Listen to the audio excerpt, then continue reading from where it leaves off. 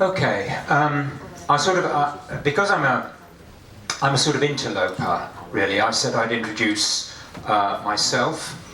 I'm not a psychologist. I'm not a psychiatrist. I'm not a psychoanalyst. I'm not a psychotherapist. I'm not any kind of psycho-thinker or psycho-practitioner. I'm the interloper who's been invited by my good friend and comrade, Joel, to contribute in the spirit of a multidisciplinary approach to the questions that are being raised by the conference. And I know that the reason why Joel invited me was because I have, as a Marxist and an activist, and I think I could probably say a Freudian Marxist, I've been working on the question of the psychology of fascism. But before I say just a little bit more about that project, let me just set the scene as I understand it. And all I'm doing really is I'm making reference to things that have already been said, certainly today, I assume yesterday as well. I wasn't here yesterday, but I'm going to put a particular slant on it. I'm going to suggest that there is a global psychic crisis, that the political crisis that is unfolding in the world has a psychological dimension. But it's represented by all of these things with which we are familiar, that there is a tidal wave of nationalism and racism and fascism sweeping across the world, and it's represented in all sorts of different ways, and these are really just some snapshots. I consider Brexit to be a reflection of that. I think outbreaks of fascist violence, I give just two random examples, others have already been mentioned. In fact, Lewis was making reference to examples of racial violence. Here are two more. The anti-Roma pogroms, which are underway in parts of Eastern Europe where there are fatalities, increasing numbers of fatalities.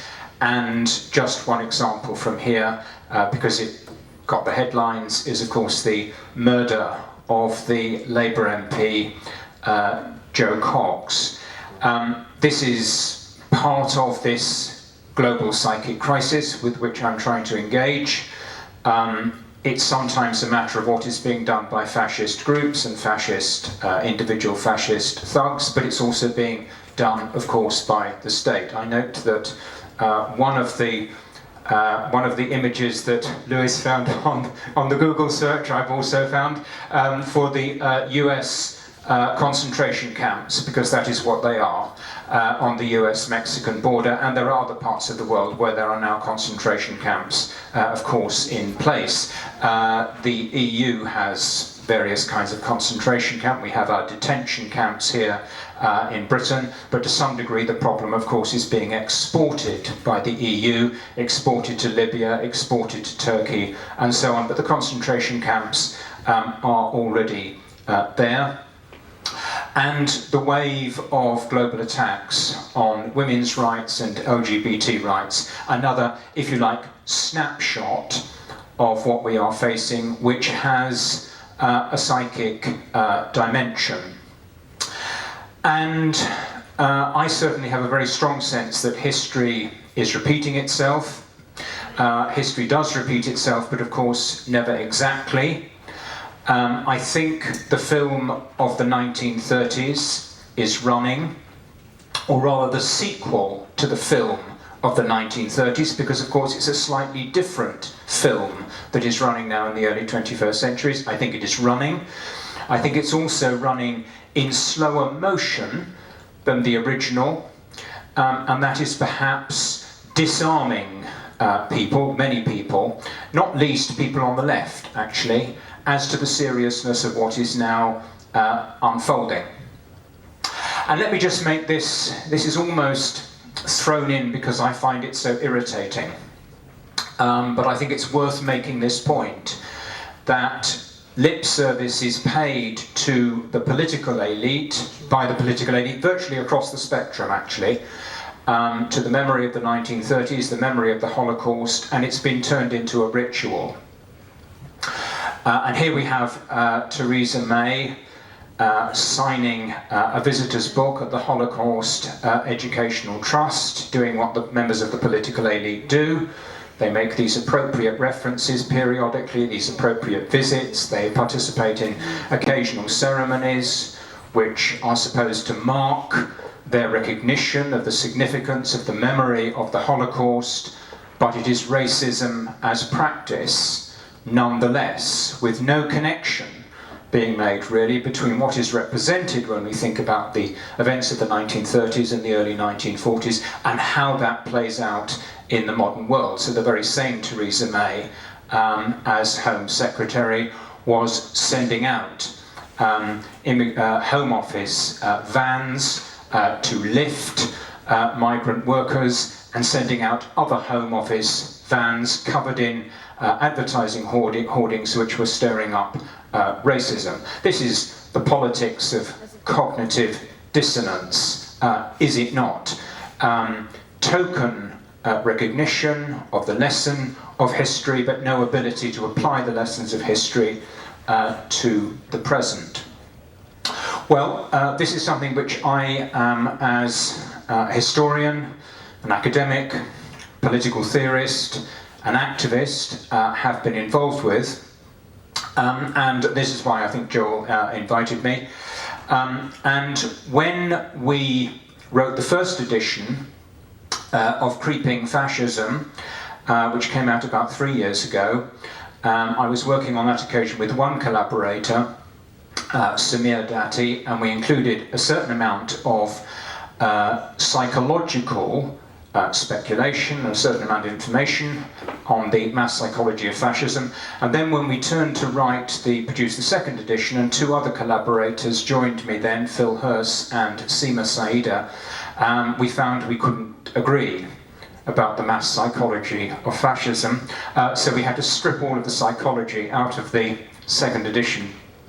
And that is really the basis for the research project which I'm currently engaged in. I'm attempting to reinvestigate the Marxist-Freudian synthesis, or the attempt to achieve a Marxist-Freudian synthesis in the understanding of fascism.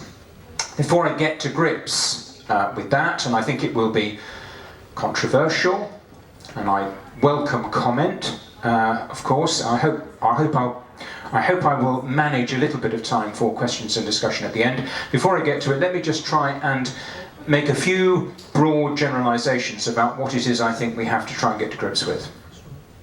That we are dealing with an upsurge of nationalism and racism and authoritarianism and sexism and homophobia. I think that's uncontroversial. This, in a sense, represents a regression to what I shall call pre-Enlightenment, because I think the tradition of the Enlightenment in current circumstances has to be defended. A regression to pre-Enlightenment blood and soil mysticism. I'm always struck by the way in which the Russian revolutionary Leon Trotsky described fascism when he was trying to make sense of it in the 1930s. He said fascism is the marriage of the technology of the 20th century with the myths of the 10th century. And that's always struck me as being a brilliant encapsulation of what it is. It involves, therefore, attacks on science, on truth, and reason. And these things have to be defended in the current context. And this is where I begin to get to grips with the difficult, the complex psychological problem that's my focus this afternoon. There is an epidemic, and I'm using two terms which I'm going to come back to: an epidemic of narcissism, which is rooted in the system, and an epidemic of mass psychotic rage, which arises in the context of the system entering crisis. Or, to put that in classical Freudian terms, we are witness to a return of the repressed on a mass social scale, much as we saw in the 1930s, we are witness more generally, not just psychologically, but also socially and politically, to a process that we describe as creeping fascism. And we describe it as that because we think the way in which fascism is unfolding in the early 21st century has significant differences from the way in which it unfolded in the interwar period, but the fundamentals are essentially the same. So there is an attempt to, if you like, return to the attempt to synthesize the work of Marx and Freud in the understanding of the human personality, and in particular the human personality in the context of the rise of fascism. And I am going to make reference primarily to the work of Wilhelm Reich as my sort of exemplar, if you like, of the attempt to do this in relation to the fascist experience of the interwar period. I know that Reich is extremely controversial. I know that Reich's later work is very dubious. I consider it to be very dubious. On the other hand, I do think that his work on fascism in the 1930s, I've used the title of his book, The Mass Psychology of Fascism, as the title of my talk.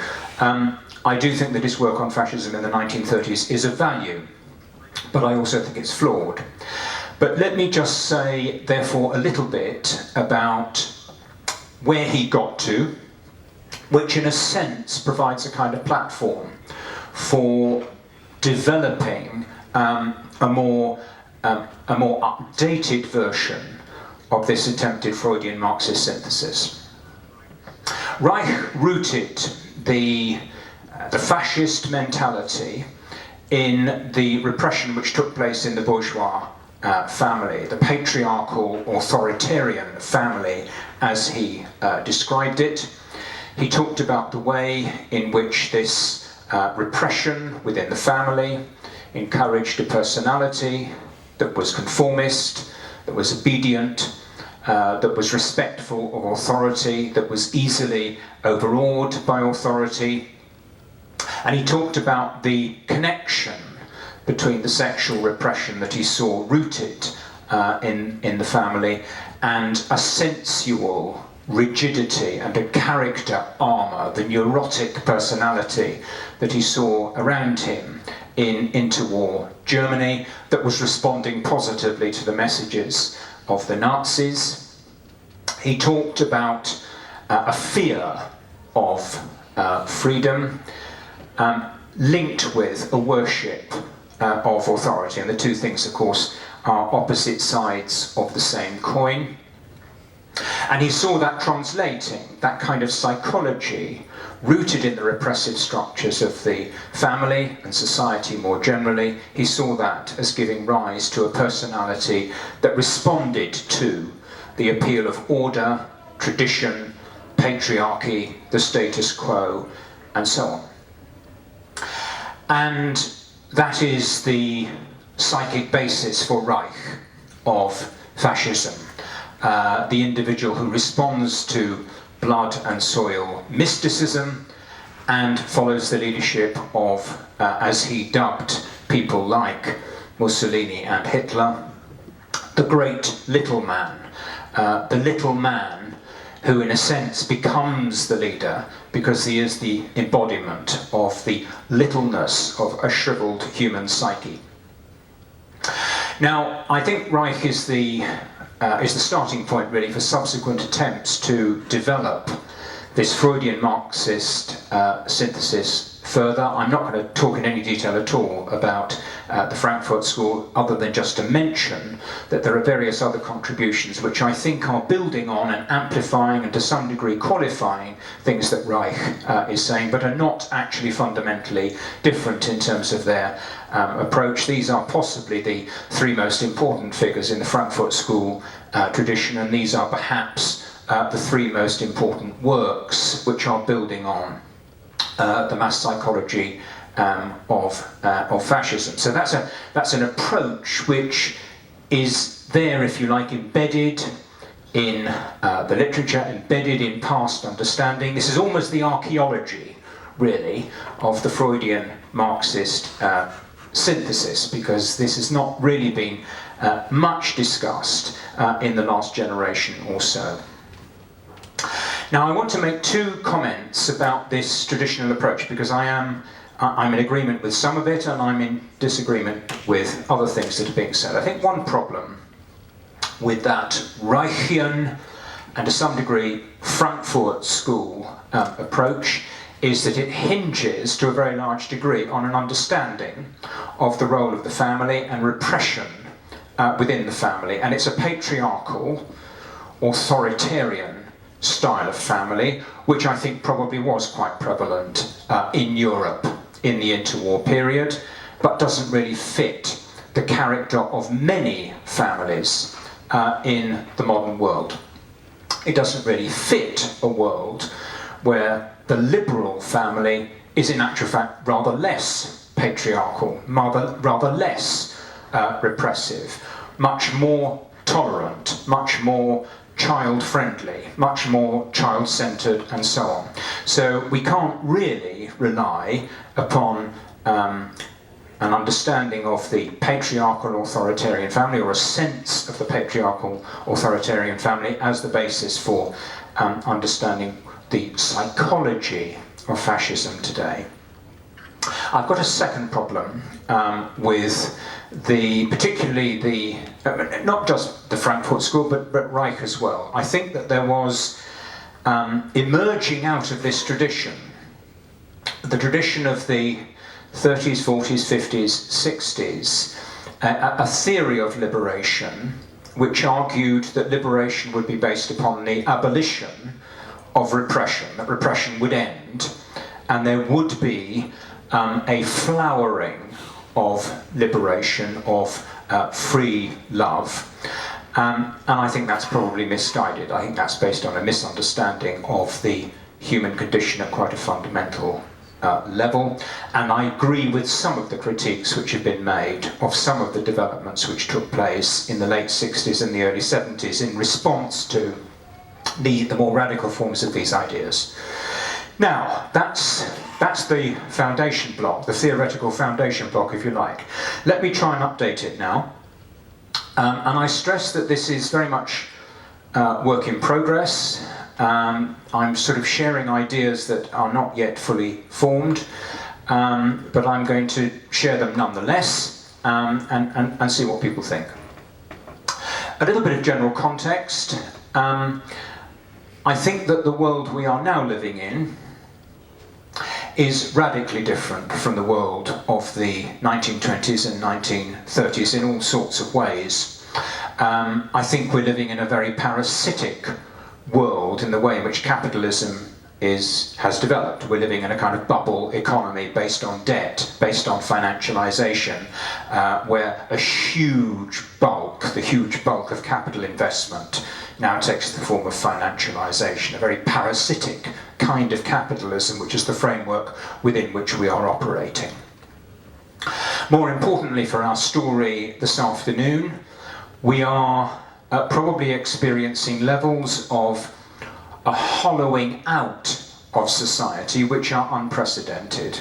And what I mean by that is the degree to which communities have broken down, social grouping has broken down, people have been atomized. And I think a significant shift took place in the 1980s with the breaking of trade union organisation effectively across the world. And that breaking of trade union organisation did actually represent a decisive shift in power from communities organised in their own defence to corporate capital, so that the individual is possibly more isolated, more dissociated than ever before in human history. And I think we're in a political void. I think we're in a world where parliamentary democracy has, to all intents and purposes, broken down. Broken down in the sense that there is no meaningful relationship now between the popular will, the public will, and what actually transpires through the institutions of liberal parliamentary democracy. There's a sense of disempowerment linked, again, I think, with the breaking of labour organisation, the breaking of working class organisation as a kind of social force that is represented in the unions and represented in socialist parties, social democratic parties. And I rather like this expression, which, believe it or not, comes from one of H.G. Wells's 2 or 3 early novels. H.G. Wells, who became a very successful novelist, he actually started life as a draper's assistant in a dead-end town in southeast England, and he used this expression to describe life, crawling up a drain pipe until you die, which is perhaps the nature of many people's experience in modern neoliberal capitalism. You work and you consume, is a person who is consuming large quantities of goods and services. Atomization of workers and of people in society, resulting in astronomical levels of alienation, higher levels of sort of alienation than we have experienced before. And I'm going to just throw in another term, and I also draw this from, I mean, if the term alienation is drawn primarily from Marxist sociology, the term anomie is drawn from Durkheimian sociology, but it's a useful term. It's this idea that there is a lack of values, a lack of norms, a lack of anchoring in the social space in terms of purposeful activity and so on and so forth. These 3 A's, if you like, it seems to me, characterises the human experience under neoliberal capitalism. And we can draw on Marx's theory of alienation in getting a better handle on this. Marx did his first work actually on alienation. The foundation block of Marxism is really his work on alienation. And although the way he set it out in the 1840s was somewhat schematic, I'm going to use his somewhat schematic way of describing it, just as a way of sort of conveying the depth of it. He talks about alienation from the labour process, where he sees the labour process as absolutely fundamental to the human condition, that we engage in collective, creative labour. That's fundamental to what we are, and that stops happening when production is a process controlled by others. We are therefore, he argues, alienated from the products of our labour, which confront us as an alien force. The banks, the corporations, the factories, the offices, the call centres, they confront us as an alien force. We're alienated from other people because we're not working with them in cooperative groups, and all of this adds up to an alienation from what we fundamentally are as a species which is defined by its sociability, by the way in which it works in groups, collectively, and so on. I think as well that it's possible to create connections between what Marx is saying about alienation and what some psychoanalysts and psychiatrists have had to say about the human experience in modern capitalism. I'm going to make reference to another controversial figure, perhaps somewhat less controversial than Wilhelm Reich, but controversial nonetheless, because I think that Lang's, his sort of most seminal work, which I think is the early work, The Divided Self, where he's of course concerned with the understanding of psychosis. He talks about the way in which the psychotic fears engulfment, fears an internal implosion, fears the petrification of his being. I think what he's describing in psychological terms is the human response to alienation, the human response to a world which seems to be a world with which one cannot connect as a social being, which one experiences as a threat, and from which one therefore is therefore withdrawing. I'm going to make quick reference to two other figures who I think, I don't know, it'd be interesting to see how many people are sort of familiar with these figures, but my impression is that they are to a large degree lost in the development of psychological thinking and psychoanalytical thinking. They were both close collaborators of Freud. Otto Rank, whose most important contribution, I think, to psychoanalysis was his understanding of the absolute centrality, the primal nature of the birth trauma, and in seeing that as of primary significance, and to some degree shifting the emphasis backwards in time in terms of the individual biography, backwards in time compared with where Freud had his main focus. He was echoed by Sandor Ferenczi, who analysed genital sexuality as a development out of the individual's response, the infant's response to the birth trauma. So again, putting the emphasis on this original primal trauma. Now, I have a particular reason for introducing this. I'm convinced by the argument, I should say, Rank's argument and Ferenczi's argument about the centrality to human psychology of the birth trauma. I think they are right about this. And the reason I raise it is because I think it provides us with a connection with Marx's sense of alienation, because it is the grouping together of people that is absolutely fundamental to human well-being, to human mental health. And they lead me, Rank and Ferenczi lead me, I suppose, in the framework of the Marxist concept of alienation, to think of libido as a river, as motion, as something fluid, as something adaptable and changeable, which can sometimes express itself sexually. Of course it can. Ferenczi was talking about the genital fix and culminating in orgasm as a way in which libido expresses itself sexually, but it doesn't have to. And this is where I part company with Reich and some of the Frankfurt school. I don't think it's, to put it in quotation marks, all about sex. I think libido, because of these other psychoanalytical processes that were discovered and then discussed and explored by Freud and his followers, sublimation, conversion, displacement, there are other words as well that are used in the psychoanalytical literature to describe how libido is being deployed in different ways.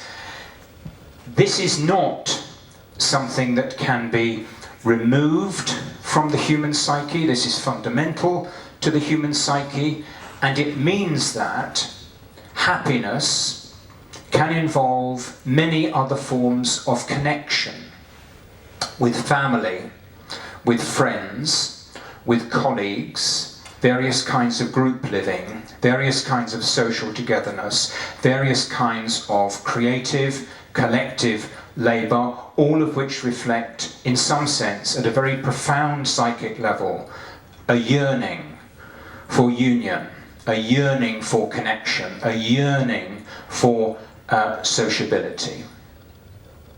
So libido at large, if you like, in quotation marks, the meaning of life, can express itself in so many ways that are socially positive, because they involve various kinds of social connection.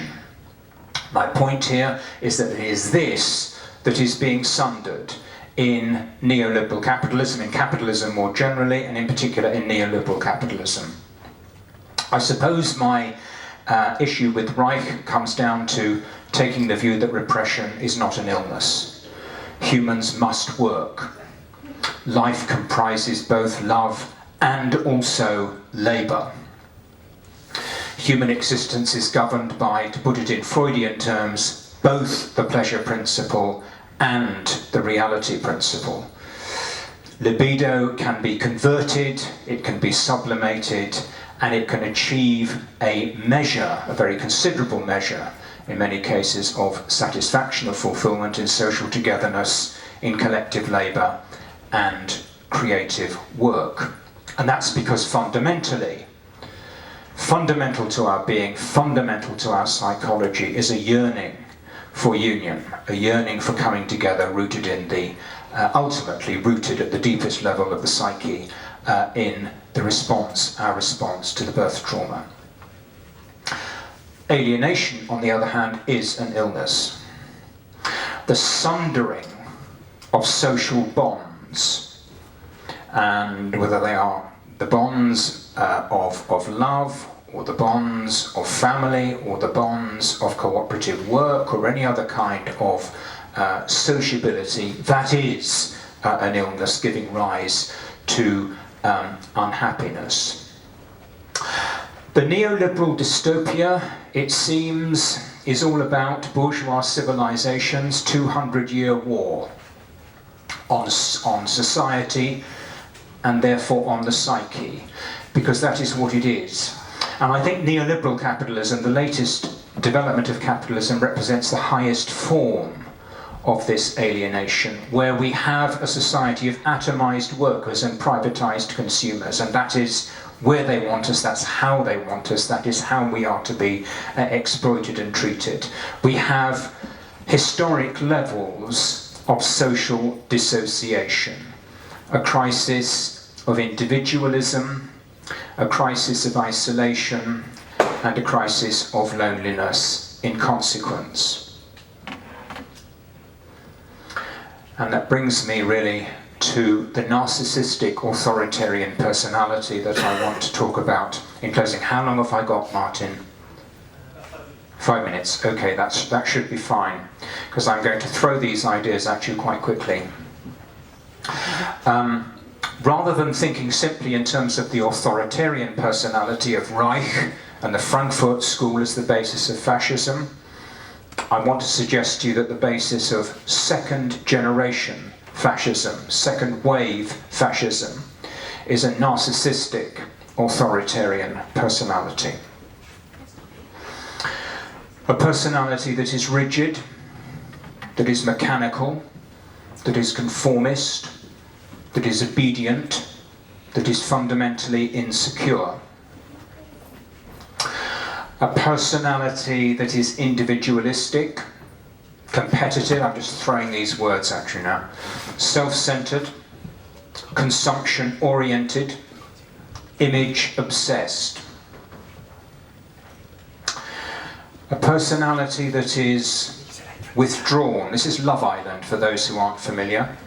This is the level of bourgeois civilization in the early 21st century, Love Island. The narcissistic authoritarian personality is withdrawn, dissociated, asocial, inattentive, disengaged, superficial. Does one feel that one knows these people? Or perhaps not knows them personally, but has a sense they're out there alongside you on the tube? The narcissistic authoritarian personality believes in imagined communities that don't exist, like nations, invented traditions that are all constructs of recent history, conspiracy theories that are explaining why we're all under threat. They believe, he believes, she believes in a non-existent past threatened by a non-existent enemy, and they follow the leadership, deeply insecure, follow the leadership of great little men, and it's usually men, leaders as devoid of intellect, idealism, and integrity as themselves. I said earlier on that I was interested. I've only just started reading Lang, again actually after a very long break, so I'm only just beginning to re-engage with Lang, but it seems to me that his ideas about, based on his work with psychotics, that there's a relevance here. The withdrawn, insecure, self-obsessed, narcissistic personality who experiences the social world as hostile and threatening. Is that not a description of so very many people who are voting for Trump and voting for Brexit and listening to Salvini and Le Pen and these other political monsters of the current age?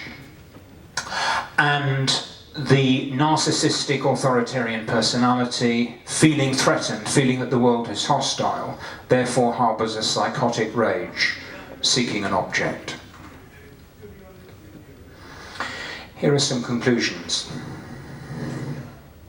Provisional conclusions, I stress, because this is very much work in progress. The book is not yet written, it hasn't even been started yet.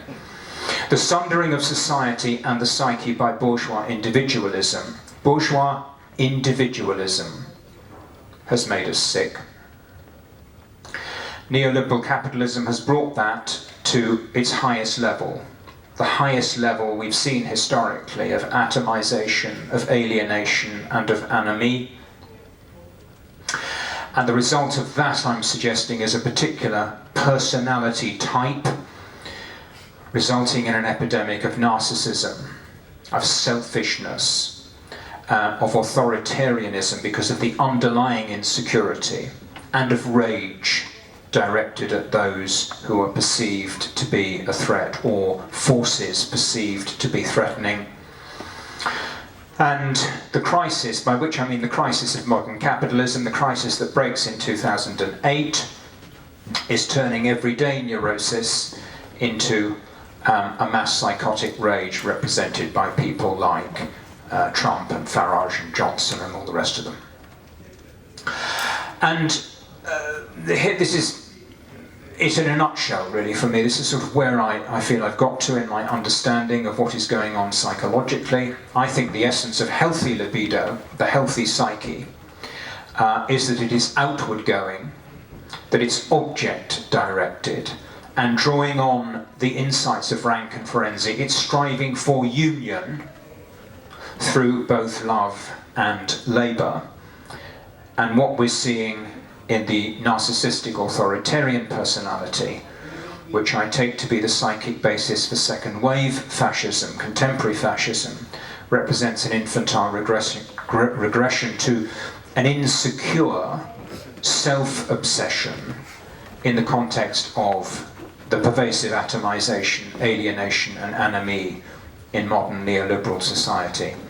I hope that's useful as a sharing of thoughts about the attempt to update the Marxist-Freudian synthesis as we try to get to grips with what is going on inside people's heads when they vote for people like Johnson and Trump.